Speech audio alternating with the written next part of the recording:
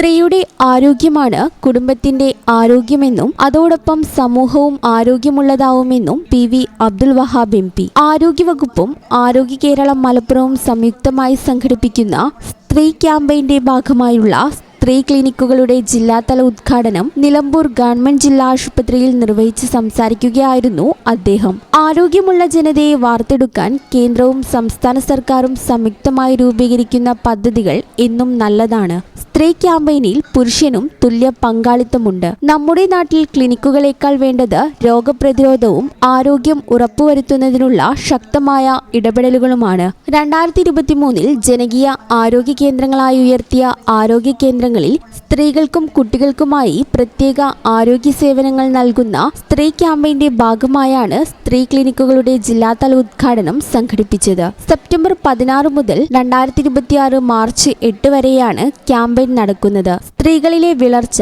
പ്രമേഹം, രക്തസമ്മർദ്ദം തുടങ്ങിയ രോഗങ്ങൾക്ക് ആവശ്യമായ പരിചരണം നൽകുന്ന സ്ത്രീ ക്ലിനിക്കുകൾ, പൊതുവായ ശാരീരിക പരിശോധന, ഗർഭിണികൾക്കും കുട്ടികൾക്കുമുള്ള പ്രതിരോധ കുത്തിവയ്പ്പുകൾ, oral, breast cancer screening, GRBS പരിശോധന എന്നിവ നടത്തുന്ന അയൽക്കൂട്ട് സ്ക്രീനിംഗ് ക്യാമ്പുകൾ, വിദഗ്ധ പരിശോധന സേവനങ്ങൾ, ആശമാർ, തൊഴിലുറപ്പ് തൊഴിലാളികൾ, കുടുംബശ്രീ പ്രവർത്തകർ, ആരോഗ്യ സന്നദ്ധ പ്രവർത്തകർ എന്നിവരിലൂടെ സ്ത്രീകളുടെ ആരോഗ്യ പ്രശ്നങ്ങൾ കേന്ദ്രീകരിച്ച് ബോധവൽക്കരണം നടത്തുക എന്നിവയാണ് ക്യാമ്പയിന്റെ പ്രധാന പ്രവർത്തനങ്ങൾ. ആര്യാടൻ ഷൗക്കത്ത് MLA അധ്യക്ഷനായ ചടങ്ങിൽ ജില്ലാ medical officer doctor R Renuka പ്രതിജ്ഞ ചൊല്ലുകയും സമഗ്ര പ്രസവാനന്തര പരിരക്ഷ പദ്ധതിയായ സ്വസ്തിയുടെ പ്രകാശനം നിർവഹിക്കുകയും ചെയ്തു. ആരോഗ്യ കേരളം ജില്ലാ programme manager doctor TN Anoop പദ്ധതി വിശദീകരിച്ചു. ജില്ലാ RCH officer doctor NN Pamili, Nilambur നഗരസഭാ വൈസ് ചെയർപേഴ്സൺ അരുമ ജയകൃഷ്ണൻ, നിലമ്പൂർ ജില്ലാ ആശുപത്രി സൂപ്രണ്ട് ഡോക്ടർ ഷിനാസ് ബാബു, കുടുംബശ്രീ ജില്ലാ mission coordinator B Suresh Kumar,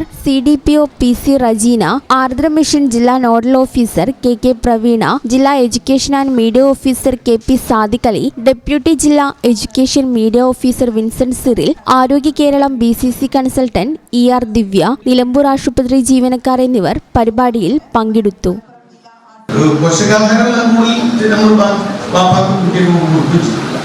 അപ്പോൾ അതുകൊണ്ട് ഉണ്ടാകുന്ന സംഗതി പിന്നെ പഴയ കാലത്തെ പോലെ ഇപ്പം നെല്ലിരിക്കണം കുത്തണം എന്ന് പറഞ്ഞ് നടക്കുന്ന കാര്യമില്ല. ഒന്നും സമയമില്ലാത്ത സമയമാണ്.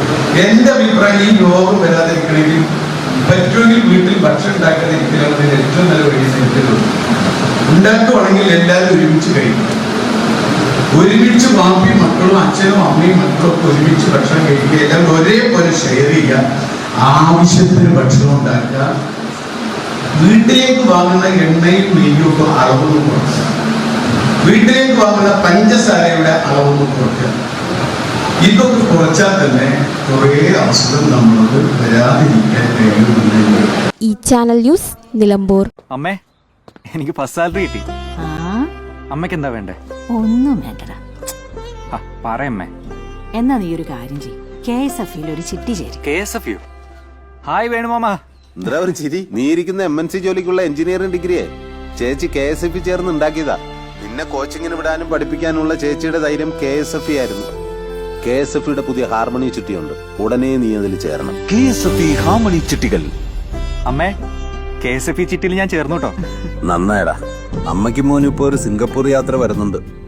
KSF ഹാർമണി ചിട്ടിയിൽ ചേരുന്ന 100 ഭാഗ്യശാലികൾക്ക് സിംഗപ്പൂർ യാത്ര സൗജന്യം.